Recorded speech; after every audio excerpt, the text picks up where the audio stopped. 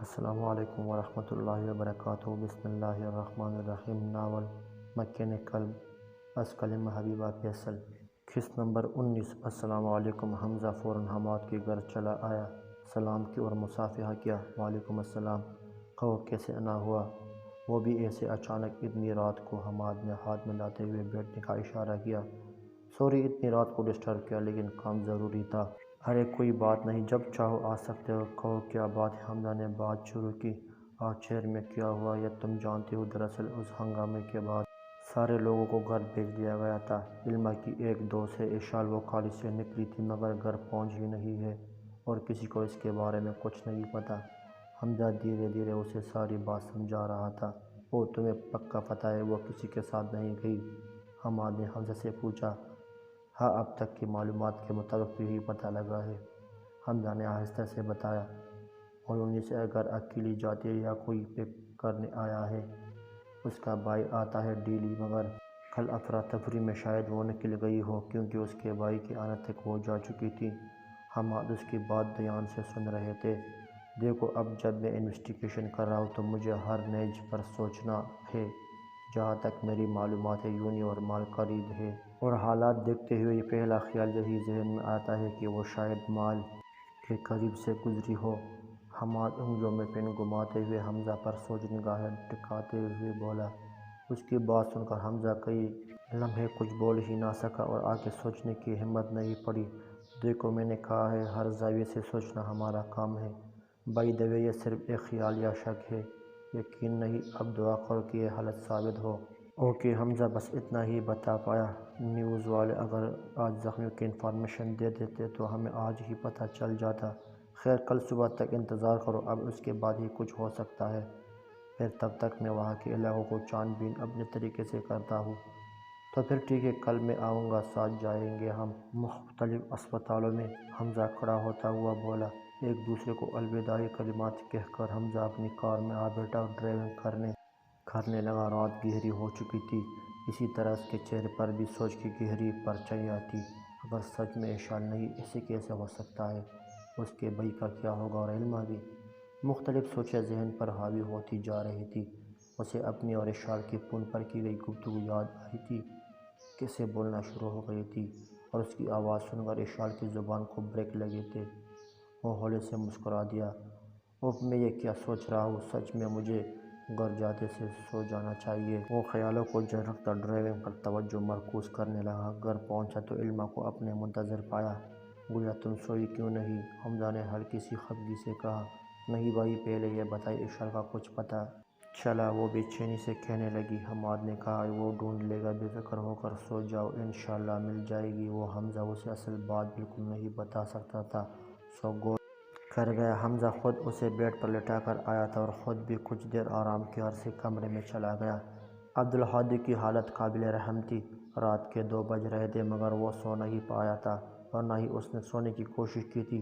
پاپا نے بڑی مشکل سے سنبھالا تھا مما کو، وہ انہیں سلیپنگ پلس دے کر سلا آیا تھا۔ اشفاق صاحب بھی بڑی مشکل سے سونے کے لیے مانے تھے، مگر عبدالہادی کچھ گھنٹوں میں اس کی حالت کیا سے کیا ہو گئی تھی۔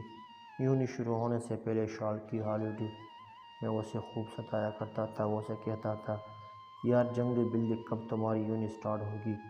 بس میری جان چھوڑ دو، ہر وقت میرے سر پر کسی تلوار کی طرح لٹکی ہوتی ہے، بس ice cream, chocolate ice cream. اس کی بات کے جواب میں اشال کہا کرتی، تمہیں تو میری قدر ہی نہیں، جس دن میں تمہارے پاس نہیں ہوگی نا، اس دن دیکھنا میرے بغیر تمہیں چین نہیں آئے گا، لکھ کر رکھ لو۔ ہونہار آئے بڑے جان چھڑانے والے، یادوں کی دھن چٹتی جا رہی تھی۔ عبدالہادی کی آنکھیں دھندلی ہو گئی۔ اشال سچ کہتی ہو، تمہارے بغیر نہیں رہ سکتا میں۔ عبدالہادی اسے سوچتے ہوئے ہنس دیا۔ آنکھوں سے آنسو گرنے لگ گئے۔ کتنا تکلیف دہ لمحہ تھا وہ۔ اسے یاد آیا 7-8 سال کی عمر میں جب رمضان آتا تو مما اشال اور اسے لے کر قرآن پڑھایا کرتی تھی، اور قرآن کی ایک آیت بار بار پڑھایا کرتی تھی، جس کا ترجمہ تمہارے پاس جتنی بھی نعمتیں ہیں سب اسی کی دی ہوئی ہے، اب بھی جب تمہیں کوئی مصیبت پیش آئے تو اس کی طرف نالہ اور فریاد کرتے ہو۔ سورہ نحل آیت نمبر 53۔ عبدالہادی بس اسے پڑھ لیتا، کبھی سمجھا نہیں۔ مما کہا کرتی تھی کہ جب بھی تمہیں چوٹ لگے، تمہاری کوئی چیز کھو جائے تو مجھ سے اگر کبھی نہیں کہنا، بس اللہ تعالیٰ سے کہہ دینا اور کوئی چیزیں واپس مل جائے گی، مصیبت ٹل جائے گی۔ اور آج اسے یہ آیت یاد آئی تھی۔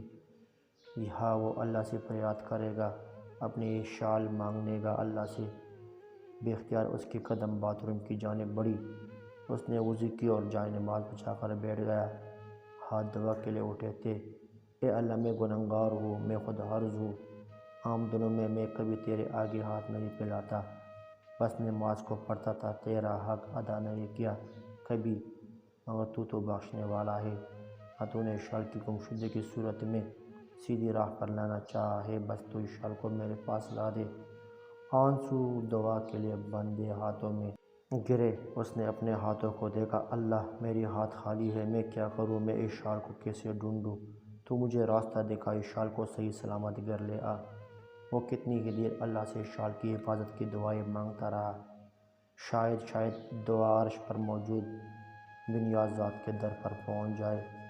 خلاف معمول آج کی صبح کافی اداس تھی۔ علمہ کی آنکھ کھلی تو اس نے خود کو جائے نماز پر پایا۔ وہ رات دیر تک اس شال کے لیے دعائیں کرتی رہی تھی اور فجر کی نماز کے بعد کب آنکھ لگ گئی پتہ ہی نہیں چل سکا۔ اس کی پلکیں بھاری ہو گئی تھی۔ ساری رات رو رو کر وہ اٹھی اور فریش ہونے چلی گئی۔ باہر آ کر وہ فوراً حمزہ کے پاس چلی گئی۔ باتھ روم سے پانی گرنے کی آواز آ رہی تھی، شاید وہ شاور لے رہا تھا۔ وہ لان میں چلی آئی۔ اچانک فون کی بیل پر وہ متوجہ ہوئی۔ دیکھا تو عبدالہادی کی کال تھی۔ اس نے فوراً پک کر لی۔ السلام علیکم، علمہ نے فیل کی۔ وعلیکم السلام، کوئی اپ ڈیٹ؟ عبدالہادی کی آواز میں درد ہی درد تھا۔ علمہ کا دل بند ہونے لگا تھا۔ جی رات بھائی گئے تھے، ابھی شاور لے رہے ہیں، نکلیں گے تو میں پوچھتی ہوں، کال کرنے کا کہتی آپ کو؟ اچھا ٹھیک ہے۔ اتنا کہہ کر وہ دونوں ایک لمحے کے خاموش ہو گئے تھے۔ اتنے میں سامنے سے حمزہ آتا دکھائی دیا۔ لے بھائی آ گئے، علمہ نے یہ کہہ کر فون حمزہ کی جانب بڑھایا۔ حمزہ نے فون کان سے لگایا۔ وہ علمہ کے سامنے حماد کی کوئی بات نہیں کہنا چاہتی تھی۔ ہاں حمزہ، کچھ پتہ چلا؟ نہیں، مگر ابھی کچھ دیر تک میں حماد کے ساتھ ہی جا رہا ہوں، وہ شاید انویسٹیگیشن کے لیے۔ میں بھی آیا ہوں، ایڈریس بتا دو۔ حمزہ نے منع کیا مگر اس کے اصرار پر حامی بھر لی اور ایڈریس بتا دیا۔ عبدالہادی خان بابا کو اطلاع دے کر فوراً اس جگہ پہنچ کر ان دونوں کا انتظار کرنے لگا۔ کچھ دیر بعد وہ دونوں حاضر تھے۔ وہ سب حماد کی کار میں بیٹھ گئے تو پہلے ہم ہاسپٹل جا رہے ہیں، حماد نے جیسے ہی کہا عبدالہادی کو جھٹکا لگا۔ بڑی مشکل سے اس نے وجہ پوچھی۔ حمزہ اور حماد نے بڑی مشکل سے اسے سمجھایا۔ وہ دل پر پتھر رکھ کر راضی ہو گیا۔ دوپہر تک انہوں نے کئی ہاسپٹل چھانے مارے مگر بے سود۔ وہ سب ایک چائے کی اسٹال کے پاس تھے جہاں چھوٹا سا ٹی وی لگا تھا اور وہاں چلنے والی خبر نے ایک لمحے کے لیے تینوں کو سن کر دیا تھا۔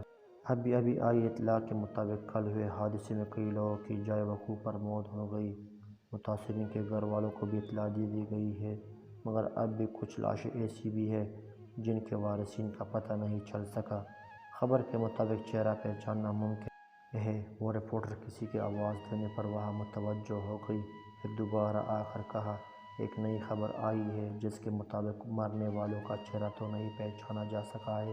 وہ کل 5 لوگ ہیں جن کے گھر والوں کو کوئی خبر نہیں۔ پوسٹ مارٹم کے رپورٹ کے مطابق ان میں 2 بزرگ ہیں، ایک کوئی 40-45 سال کی لیڈی ہے اور 2 کالج گرل بتائی جا رہی ہے، کیونکہ ان کے پاس ان کے بیگز ملے تھے جو تقریباً جل چکے تھے، مگر تحقیق کرنے پر ابھی بھی پتہ چلا ہے۔ پولیس اسٹیشن میں خبر دے دی گئی ہے، کسی کی گمشدگی کی خبر آئے تو اطلاع کر دے۔ باقی جاننے کے لیے لگ رہے محفوظ رہے، جلد ملتے ہیں۔ وہ تینوں کیا کہے ان کی سمجھ نہیں آ رہی تھی۔ لمحہ ضائع کے بغیر وہ بتائے گئے اسپتال میں پہنچنے کے لیے نکلے تھے۔ تینوں کے درمیان ہلا دینے والی خاموشی تھی۔ علمہ کے فون پر فون آ رہے تھے، یقیناً اس نے نیوز دیکھ لی تھی، مگر حمزہ نے کال ریسیو نہیں کی، بس وہ اسپتال پہنچنے کے چکر میں تھے۔ آخر کار وہ پہنچ گئے۔ کسی ایک کو اندر جانے کی اجازت دی گئی تھی تاکہ لاش کو پہچان ملے۔ عبدالہادی کا حال ایسا تھا گویا جسم سے خون نچوڑ لیا گیا ہو۔ دل زوروں سے دھڑک رہا تھا، دل ہی دل میں دعائیں جا رہی تھی کہ یہ شال یہاں نہ ہو۔ اس نے لرزتے کانپتے ہاتھوں سے پہلی لاش کے منہ پر سے کپڑا ہٹایا۔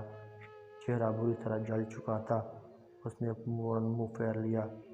یہ اس کی شال نہیں تھی، وہ پہچان گیا تھا ایک نظر میں ہی۔ اب آخری امید، دوسری لاش کی جانب اس کی نظریں اٹھی۔ وہ آہستہ آہستہ قدم اٹھاتا ہوا بڑھا۔ ایک ہاتھ منہ پر تھا۔ کمرے میں عجیب سی بدبو پھیلی تھی۔ ہولناکی کا عالم تھا۔ اس نے ہاتھ بڑھایا، ہاتھ بہت تیزی سے کانپنے لگے اور پھر چہرے سے کپڑا ہٹا دیا۔ کہانی جاری ہے۔ مزید اقساط کے لیے ہمارا چینل سبسکرائب کریں، اپنے دوستوں کے ساتھ ضرور شیئر کریں۔ شکریہ۔